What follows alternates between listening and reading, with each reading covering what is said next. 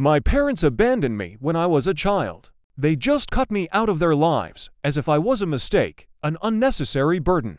For 20 years I grew up without their care, without their warmth, without a single son.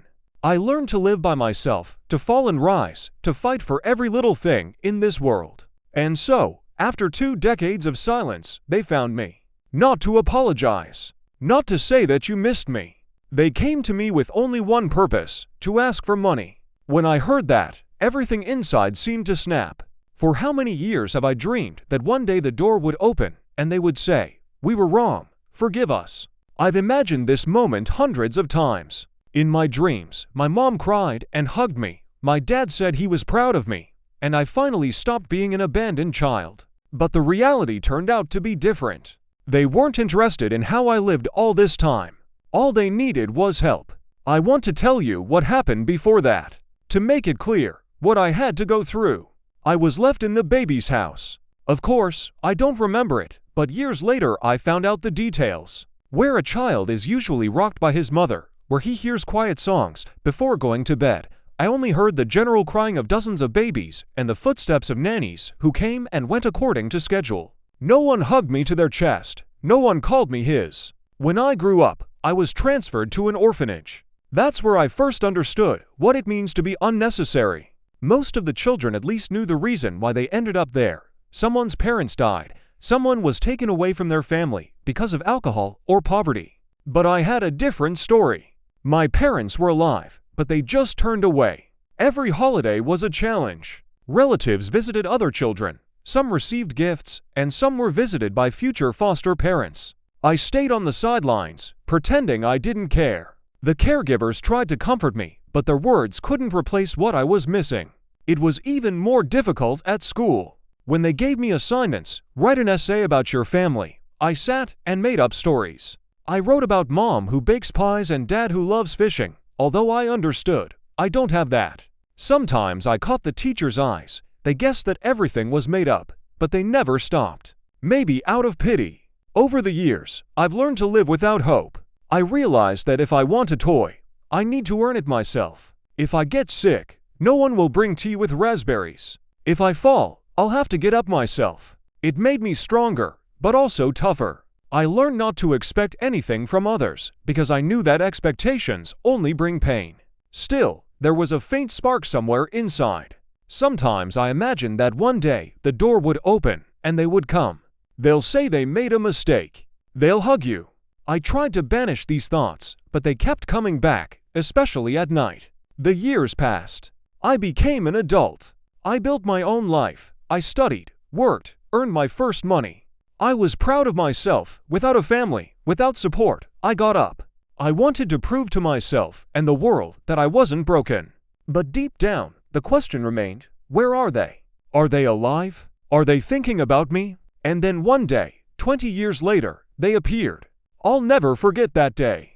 It was a typical evening, and I was returning home tired after work. The phone rang an unknown number. I answered and heard a trembling female voice. "It's me. Your mom." At that moment, I froze. Everything was mixed up inside. Anger, joy, pain, distrust. My heart was pounding so hard that I couldn't say a word. 20 years old, and suddenly, I'm your mom. We've met. I looked at them, at my mother and father, who were sitting across from me, and tried to figure out how I felt. They had aged, it was obvious, but there was not the warmth in his eyes that I dreamed of. There was no remorse, no real interest in me. The conversation started with awkward questions about life, but it quickly became clear that this was not what they had come for. Their main goal is money. They have problems, they are in need, and now, 20 years later, they have remembered that they have a son. I sat and listened, but inside everything was boiling. They were talking, "You're the only one. Help me." But there was something else in my head. Where were you when I needed you? Where were you when I was cold, scared, lonely? Why now? It was the moment of truth. All my childhood, all the tears, all the pain, and all the dreams of their return collapsed into one short conversation. And I realized that I had a choice to make. Living without a family means growing up in a world where you have no foundation. For other children, the house was a support, a place where they returned after school, where their parents waited, where there was always warmth and support. For me, the words home and family have been meaningless for a long time. I had a roof over my head, walls, a bed, and caregivers who did their jobs. But it has never replaced the real feeling of home. The days at the orphanage were the same. Wake up on a call, exercise, breakfast, classes, games, lunches, checks, lights out. Everything is painted down to the smallest detail, just like in the army. But it was within these walls that my soul was formed. I realized early on, I have no one to rely on. If I want something, a toy, support, recognition, I'll have to look for it myself. Usually, children expect their mom or dad to help, prompt, or regret. I didn't have that. I used to hold back my tears because crying was pointless. No one will come running and hug you to their chest. At most, the teacher will throw an indifferent, "Calm down, everything is fine." But it's not normal when there's an emptiness in your life where your family should be. It was especially hard to look at peers at school. Yes, many did not have parents either, but some still communicated with relatives, uncles, grandmothers, aunts. I was completely alone. At parent-teacher conferences, the adults came for the others, and the teacher came for me. And I always felt eyes on me. The children looked at each other, whispered.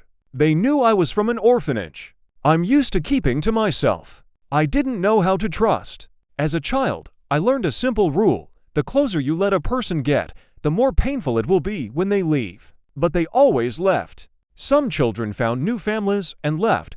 Other caregivers were transferred to new institutions, and volunteers came and went. Everything in my life was temporary. I've learned to hide my feelings. I learned to smile when my heart was empty. I learned to pretend that I didn't care when my next friend was taken away by foster parents. I said to myself, well, okay, I have my own way. But at night, when I was lying alone in bed, it hurt. Sometimes I asked myself, what's wrong with me? Why are other children worthy of a family, but I'm not? Why did my parents refuse? After all, I'm no worse. These thoughts burned from the inside and did not give rest. It was during those years that I began to form my main quality, stubbornness. If no one is ready to fight for me, then I have to fight for myself. If the world doesn't give me warmth, then I'll build a fire for myself. I started looking for ways to become independent. First, a study. They told me, study. This is your chance to break out of the system. And I studied. Not because I liked it, but because I knew it was my only ticket to a normal life. I also started looking for a part-time job early. Cleaning, warehouse help, unloading. I grabbed everything. Money was a symbol of freedom for me. We lived to a minimum in the orphanage, and every penny meant a lot. I dreamed of things that seemed mundane to others, buying new sneakers instead of wearing old ones, eating a chocolate bar without dividing into 10, buying my own phone instead of waiting for the mercy of sponsors. I kept the first money I earned as the most valuable thing. It was my way of proving to myself that I can. I can live even if no one helps me. I'm my own rock. But along with that, my fear grew. I was afraid that I would never know what it means to be needed. I was afraid that one day I would build a family, but I wouldn't be able to be a normal parent because I hadn't seen an example myself. I was afraid that there would always be a void inside me that couldn't be filled. Other children had photos from the past, family albums, where they were babies in their mother's arms or on their father's lap. I didn't have any such photos. My past was sterile, as if I had never been part of anyone's family. And yet, I kept going forward. I learned to enjoy the little things, the support of friends in the orphanage, the smile of a teacher who could sometimes show sincere warmth, books in which I found solace. I began to dream about how one day I will break out of this life and build my own. The most important thing in these dreams was the desire never to repeat the mistakes of parents. I told myself, if I ever have a child, I will never leave him. I may not have anything, it may be difficult, but I will be there for you. This vow has become a part of me. Living without a family has taught me the most important thing. You can't expect someone to come and save you. You have to be a support, a shoulder, and a support for yourself. And the sooner you realize this, the faster you start to grow up. But as I grew up, I kept waiting anyway. Somewhere deep inside, there was that same childish hope. Maybe one day they would remember me. Maybe they will call, write, come. Even years later, I found myself staring at the faces of adults in a crowd. What if it was them? And, as it turned out, I was right. 20 years later, they really found me. But they didn't find me to bring my family back, but only to ask for money. Living in an orphanage taught me to be strong, but the real challenges began when it was time to step outside its walls. After graduating from high school, I felt like I was standing on the edge of a cliff. Others had families who were ready to support them. Their parents helped with housing, with studies, with money. All I had behind me was an orphanage suitcase, a couple of documents, and modest savings earned through hard work. I knew perfectly well that if I didn't learn how to survive now, I would be lost. The statistics of orphanage graduates are disappointing. Many get drunk, go to prison, and become homeless. I didn't want to be a part of this statistic. I made a promise to myself to break out of this circle at any cost. The first steps into adulthood, it was scary at first. What if I can't handle it? What if all my dreams turn out to be an illusion? But it was fear that pushed me forward.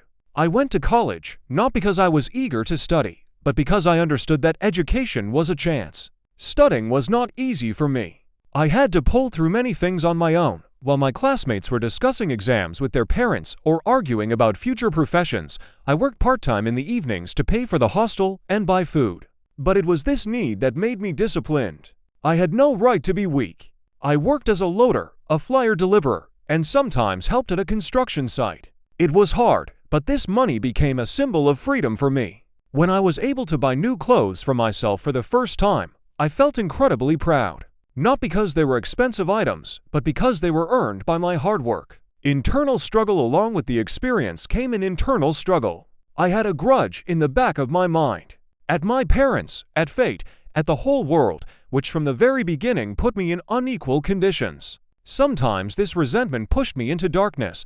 I wanted to give up everything, let myself fall. But I always stopped. I told myself, if I give up, I'll prove that they were right when they left me. So, no one really needed me. And I will prove the opposite. I need myself. That's how my main engine was born inside me, the desire to prove to the world and to myself that I'm worthy. Friends and loneliness, yes. I've met people I could be friends with, but he didn't let anyone get close. The fear of losing was too deep. It was easier for me to keep my distance than to suffer later when the person disappeared. I made a friend in college, Sasha. He was one of the few people who didn't ask too many questions. I didn't ask where my parents were or why no one was meeting me. He was just there. We worked part-time jobs together, shared the last money for instant noodles. With him, for the first time, I felt what it means to trust at least a little. But even with him, I remained careful. I didn't tell him everything. Because inside I had a thought, even if my parents left me, then anyone can leave. The first achievements, I was getting stronger every year. I graduated from college, then I was able to go to college. It seemed incredible, because many of my friends from the orphanage never got out of poverty and addiction. I've often thought, what helped me hold on? The answer was simple stubbornness. I had no talent or special connections, but I had a great desire to escape. I could sleep for hours, work, study, work again, and all in order not to return to the void. Gradually, I started earning more. I found a stable job and rented my first room of my own. It might have been small, with peeling walls, but for me it was a palace. It was my space where I felt like the master. The question of family, the older I got, the more often I found myself thinking about family. Not about the one that abandoned me, but about the one that I could build myself. But then the fear woke up in me. Will I be able to? I've never seen an example of normal parents. What if I repeat their mistakes? This fear kept me from starting a serious relationship for a long time. Girls appeared and disappeared because I couldn't fully open up. I was like a wall, strong on the outside, but empty on the inside. The power of independence over time. I began to notice that my story was making me stronger. Colleagues and friends complained, parents don't help, life is difficult, money is tight. And I looked at them and thought, you don't know what difficulties are. I had no one to lean on, and that's why I learned to stand on my own 2 feet. I wasn't expecting help. I wasn't counting on the gifts of fate. I built everything myself, and it gave me a special confidence. I began to appreciate what I have. For some, success is an expensive car or apartment. For me, success was that I earn my own living, that I have a roof over my head, that I can buy myself dinner and not depend on the kindness of others. Meeting with the past, but no matter how I ran away from my past, it found me. 20 years later, I received the news my parents want to meet. When I first heard that, everything inside me turned upside down. For so many years, I've been waiting for them to appear. I dreamed that one day they would call me and say, "Forgive us. We were wrong. We love you." But life turned out to be different. They didn't come to hug me, not to get back what was lost. They came for the money. And at that moment, I realized that everything I had built, I had done right. Because the only person I can count on is myself. 20 long years have passed. All these years, I've been learning to live without my parents, who for me existed only in memories and rare nightmares. Sometimes it seemed to me that they weren't people at all, but shadows of the past that had nothing to do with me anymore. I built my life by myself. Work, small victories, mistakes, falls. And the older he got, the less he believed that they would ever return. I often thought, what would I do if one day they did come? Would you forgive? Or did he turn away? There were two opposing forces inside me, a child who dreamed of a family, and an adult who learned to survive without it. And then one day the past knocked on my door. It was a normal day, and I was returning from work, tired but happy. And suddenly the doorbell rang. I opened it, and they were standing in front of me. The same people I haven't seen in 20 years. An older mother, with eyes that looked more tired than warm. His father was gray-haired and looked down at the floor. My breath caught in my throat. How many times have I imagined this meeting, and now it has happened. But there was nothing in it that I imagined. No tears, no hugs, no words of forgiveness. The first thing I heard was, "We need your help. We really need the money." The world around them seemed to collapse. Everything inside me screamed. 20 years of silence, and that's why you came back. Not because they were bored. Not because they loved me. Just because you need something now. I stood and looked at them, feeling the childish pain coming in a new wave. Over the years, I've learned to be strong. But at that moment, I felt like a little kid who had been abandoned again. They went on to say something about illnesses, debts, and the fact that they had nowhere to look for help. But all I heard was that you didn't come back to me. You have returned to my money. I understood. This is my main exam. It's not an exam for kindness or cruelty. It's an examination of who I've become in these 20 years. Looked at people whom for 20 years I had called only the word parents in my thoughts, but not in my life. They stood at my door and asked for help, as if there wasn't a 2-decade gap between us. "We know we're to blame," the mother said, her voice trembling. "But it's hard for us now. Help us." I felt my stomach tighten. Where were you when I needed your help? When did you cry in the orphanage? When did you envy other children who were taken home for the holidays? When did I starve and learn to live on my own? 20 years of silence, and you come just for the money. I asked. My father looked away. He didn't say a word, as if he had already accepted the role of the petitioner. Two halves were fighting inside me. One voice shouted, "Kick them out. They don't deserve a dime." The other one, a quiet, childish one, whispered, "Maybe this is a chance. Maybe finally a family." But the longer I listened to their excuses, the clearer I realized they don't need me, they need my money. I took a deep breath and said, "I don't hold it against you. But I can't be your son either." Family is not someone who appears when it is beneficial to them. Family is about those who are always there for you. The mother burst into tears. The father remained silent. I closed the door. And for the first time in my life, I felt that I had put an end to it. Not out of hatred, but out of strength. That evening, I realized that I was no longer a prisoner of the past. I don't have to prove my worth to those who once rejected me. After this meeting, I sat in silence for a long time. It was hard, but inside there was an amazing calmness. I realized that my happiness does not depend on people who once turned away. I built my life on my own and was able to survive. I don't really have parents, but I do have myself. And that turned out to be the most important thing. I forgave them in my heart, but I left them at the door. Sometimes the past tries to bring us back, but it only depends on us whether we let him rule our lives again. I've made my choice. And now I know that a real family is not always about blood. A real family is those who stay when everyone else leaves.